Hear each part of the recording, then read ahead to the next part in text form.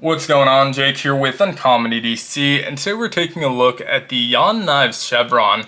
This is a Matthew Christensen design of Christensen Knifeworks, and comes to me by way of my friends over at Cutlery.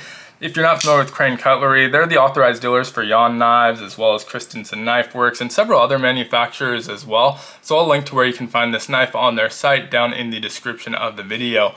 Price point is $277, so premium price point, but for an ultra premium knife. That's one thing I think this design does really well, is it blends that utility, very utilitarian, great EDC size at 7.5 inches with that premium look and feel. This one has micarta scales, also available in carbon fiber, maybe a couple other configurations as well. This black micarta I think is great because it dresses down or dresses up really nicely. You'll see micarta on ultra budget knives, you'll see micarta on outdoor rugged bushcrafting knives, but you'll also see it on premium knives like this. This one has the windows cut out to expose that titanium liner underneath, which I think is a really cool touch. Definitely prefer that over straight windows into the frame of the knife. And so sometimes you'll see the liners with the same cutouts, but I really like the way this looks. Maybe even a good candidate to maybe anodize that underneath and then put the frame back on, or put those scales back on to have the window into the anodization. But it has a titanium backspacer as well, and then titanium frame on our lock bar side. So we do have a titanium frame lock here with titanium deep carry pocket clip, right hand tip up only on this, which is pretty typical for your frame locks. One really design element that I really appreciate is the same windows on the back side. These ones do go straight through so you can see the blade when it's closed, but just kind of a nice continuity from our show side scale to our lock bar side scale. Plenty of access to that lock bar. As you can see, we have a nice cutout there giving us access to it, and it is on washer, so it's basically just going to guillotine onto your nail, give it a single shake to get it there closed. Now also really nice action on the opening as well. The detent is really dialed in. We have the front flipper, which I greatly prefer over your standard flipper, even though I'm not necessarily as good at opening front flippers as I am standard flippers.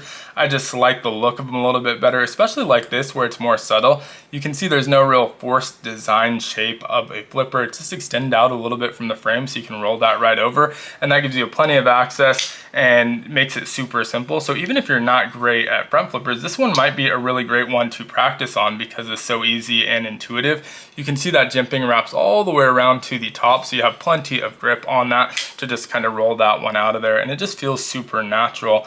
That is one thing that I really like about the grip on this one as well. So we're 7.5 inches in overall length. Mentioned it's a good EDC size, I think right there at that top of that range. So good size there, but 4.25 inches on our handles gives us plenty of real estate for that full 4-finger grip. As most of you know, I like to creep up right behind the blade, and you can do that here really well. The ergos are still excellent. I have a relaxed grip. My pinky's still on the end of that knife, so I'm not falling off the back. No lanyard hole on this one, so that's obviously a good thing in terms of the sizing. Also like the shape of the butt of the knife here. It just fits in my hand really nicely there. With that jimping, it extends to about halfway through the thumb hole.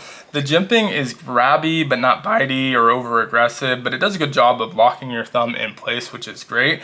One thing I wouldn't mind seeing is that extended to about the end of our thumb hole here. The reason for that is, like I mentioned earlier, I like to creep up a little bit on the blade, and so my thumb ends up only using about half of the jimping here, and then it stops. It still does a good job of keeping me from sliding forward, but if it extended out a little bit, it would really lock my thumb into place a little bit nicer even.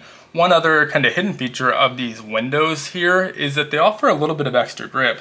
Micarta is already a pretty grippy material, but if you get something like carbon fiber, it can be a little bit slicker, and these are perfect landing spots for the pads of your finger, and so they lock in that grip just a little bit more, keep you from sliding around on there. So just kind of a subtle enhancement to the ergos there.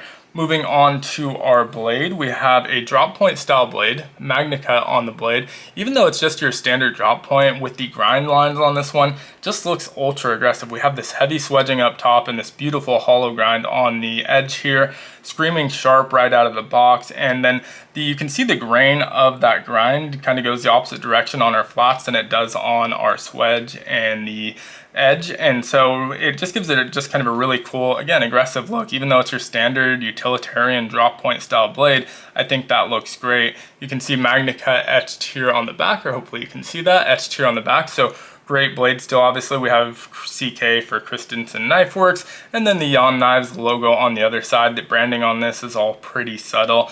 Now we do have that thumb hole as well. Plenty of access for that middle finger flick, or to get the meat of your thumb in there and really just flick it open with your thumb. So it gives you a lot of different deployment options. This one is super fidgety, but like I said, I think makes a great just kind of workhorse knife. Not going to break the bank. Yes, it is a premium price point, but not so much where you're going to be afraid to carry this one and beat it up. I think it'll do both really, really well. Like I said, I think it dresses up and dresses down both very nicely. So I'll make sure to link to where you can find this one down in the description. One other thing I don't think I've mentioned yet is the weight on this. Pretty good weight for its size as well, at about 3.38 ounces. So not ultra heavy, pretty much spot on where you want it to be for a knife of this size. I would imagine the carbon fiber might be slightly less.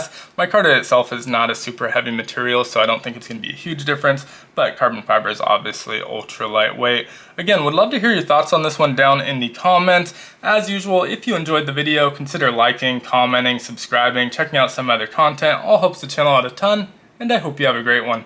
Take care.